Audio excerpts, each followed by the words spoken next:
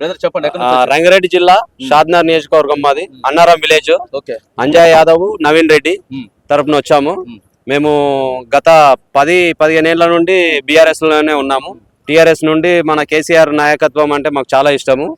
ఆయన కొరము మేము స్వతంత్రంగా మా నాయకుల తరపున వచ్చాము. ఇక్కడ రావడము మేము నిన్ననే ప్లాన్ చేసుకున్నాము, కానీ మేము మబ్బుల 4 గంటలకు బయలుదేరడం జరిగింది.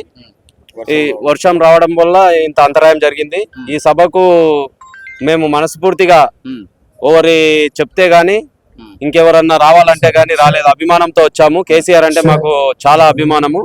కేటీఆర్ అన్న గాని మాకు ఈ రోజుల్లో ఈ కాంగ్రెస్ ప్రభుత్వం వచ్చినందుకు మేము చాలా ఈ ప్రాంగణం చూస్తే పెద్ద కొన్ని తిరుపతిలో కూడా ఇంత పెద్ద ఉత్సాహం లేకుంటది అనుకుంటా. ఇప్పుడే ఇంకా జనాలు రాకముందే ఈ రంగరంగ వైభవంగా ఈ సాగే లక్షల పైన ఇంత అని చెప్పలేము. లక్షలు ఎందుకంటే 1-2 అంటే లెక్క పెట్టలేము. 100 కాదు, 1000 కాదు, లక్షలలో వస్తారు జనాలు. అభిమానంతో వచ్చే జనాలు ఎక్కువ ఉన్నారు. మన పార్టీ నుండి కాకుండా కేసీఆర్ గారిని నమ్ముకొని వారి నాయకత్వం లేదు వాటి గురించి కాదు, కాంగ్రెస్ పార్టీ నాయకులు మాట్లాడుతారు. సొంతంగా మేము చెప్తున్నాం కదా, మేము నాయకులం కాకుండా గానీ మేము కార్యకర్తలుగా నాయకులుగా ఎదిగి ఉన్న వాళ్ళని కాకుండా కూడా మేము వచ్చినాము. ఈ రోజు మేము వచ్చినామంటే అది కేసీఆర్ గారి గురించి, మళ్ళీ బీఆర్ఎస్ రావాలని ఆయన చేసిన చూడడానికి చాలా వచ్చినాము. ఇంకా మా సొంత వెహికల్ తీసుకుని వచ్చినాం. ఎవరు మాకు డీజిల్ గానీ కిరాయిలు గానీ ఎవరు ఇవ్వలే. మేము చూడాలని వచ్చినాం ఇంత దూరం నుండి. నల్గొండలో ఒక లెటర్ వైరల్ అవుతుంది సోషల్ మీడియాలో. ఏంటిదంటే ఆ బీఆర్ఎస్ వాళ్ళు ఊరికి ఒక 20 మందిని రమ్మని చెప్పారు. అంటే ఆ స్ట్రెంత్ ప్రకారం ఆ మండల అధ్యక్షుడు పిలుస్తాం. ఆ ఊరులంతా కూడా లెటర్ రాసిర్రు. లేదు సార్ మేము ఊరంతా వస్తాం, 20 మంది కాదు ఊరంతా వస్తాం అని చెప్పేసి, అది కాదు అని చెప్పి కాంగ్రెస్ పార్టీ నాయకులు కూడా చెప్తా ఉన్నారు. కాదు అది అక్షరాల తప్పు. అది నిజంగానే వస్తుర్రు, మనస్ఫూర్తిగా వస్తుర్రు, స్వచ్ఛందంగా వస్తున్నారు జనాలు. ఒకరికి చెప్తే 10 మంది రెడీ అవుతుర్రు. అసలు చెప్పకుండా వచ్చేస్తున్నారు. మేము చెప్పకుండా కూడా రావడానికి కారణం ఏంటి అంటే మళ్ళీ కేసీఆర్ రావాలని. ఈయన చేసే ఇప్పుడు ప్రభుత్వం ఉన్న పాలన సరిగా లేకపోవడం, జరిగిన ఈ కష్టాలన్నీ చూసి ఇప్పుడు తప్పకుండా మాకు కేసీఆర్ కావాలనే ఆలోచన కలిగింది. ఆయన మీద అభిమానంతో మేము కూలీ చేసుకుని రేసింగ్ తెలంగాణ దేశానికే మేము తెలంగాణ రాష్ట్రాన్ని ఆదర్శంగా తీసుకెళ్తున్నాం అని చెప్పి ముఖ్యమంత్రి రేవంత్ రెడ్డి గారు చెప్తున్నారు. ఎక్కడ ఉంది ఆదర్శంగా? ఏమిట్లో ఎంతో ఇబ్బంది పడుతున్నాం సార్. ప్రతి దానికి ఇబ్బంది ఉంది.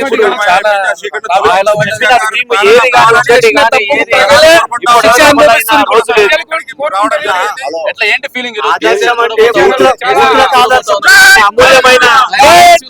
అమూల్యమైన స్పీచ్ వినాలని ఆయన నుండి, ఆయన మనసు నుండి వచ్చే, ఆయన బయటికి వస్తుండు, ఆయన నోటి గుండా మేము వినాలనే ఆలోచనతోటి మేము సొంత డబ్బులతో ఖర్చు త్వరలో రాబోయే మళ్ళా సీఎం కేసీఆర్ గారు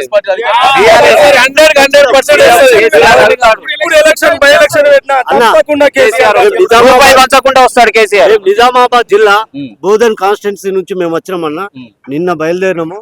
రాత్రి మేము కరీంనగర్ లో ఉన్నాము. ఇప్పుడు ఇక్కడికి వచ్చాము. మాకు మా స్వచ్ఛందంగా మేము వచ్చినాం తప్ప ఎవరో పార్టీ ఆ పార్టీ అని కాదు. మేము బీఆర్ఎస్ కార్యకర్తము.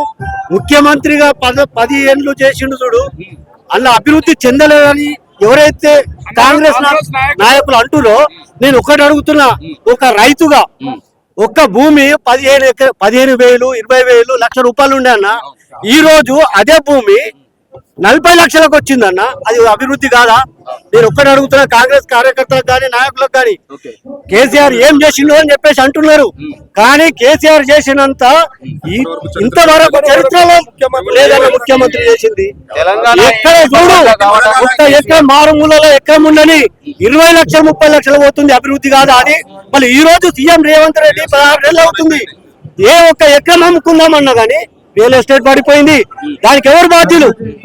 రేవంత్ రెడ్డి కాదా? చెప్పండి, మీరు చెప్పండి, రేవంత్ రెడ్డే కాదా? అందుకే మేము స్వచ్ఛందంగా ఈ సభకు మేము బోధన నుండి వచ్చినామన్నా. బోధన నుంచి అంటే కూడా స్వచ్ఛందంగా వచ్చినాం. మేము ఆయన స్పీచ్ వినాలి, ఆయన రావాలి, మళ్ళీ కార్ రావాలి, మళ్ళీ సీఎం కావాలని చెప్పి మేము వచ్చినామన్నా. మాకు ఈ అవకాశం ఇచ్చినటువంటి ధన్యవాదాలు.